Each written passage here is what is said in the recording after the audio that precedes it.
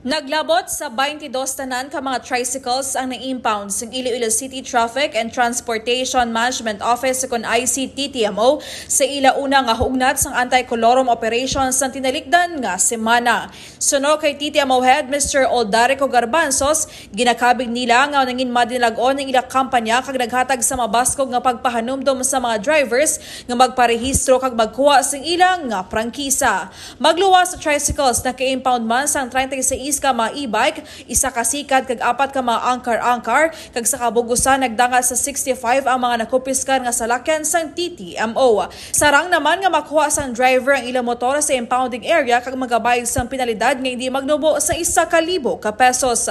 Sa karon padayon sa gihapon ang operasyon sang TTMO sa mga barangay. Ang last week naton nga operation naka-impound kita sang 22 tricycles, no? Morning violation sa TRP. And then may 36 e-trikes, no? And then may isa ka tricycle, 4 ni ka angkar, dong carrier type pinabala. And then may 2 ini ka rakal. Yung rakal, kaya mo manang 3 wheels mo na siya, no?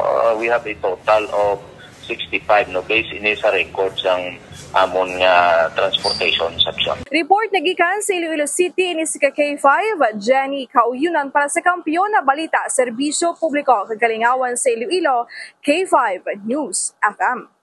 Ang ining balita ang ginadulong sa inyo sang DTX Coffee Mix. Himo sa natural nga sangka pareho sang amarkuso, chia seeds, sugared cane extract powder. DTX Coffee Mix. Nakakapi ka na, naka-detox ka pa. DTX Coffee Mix. Mabakal sa mga butika.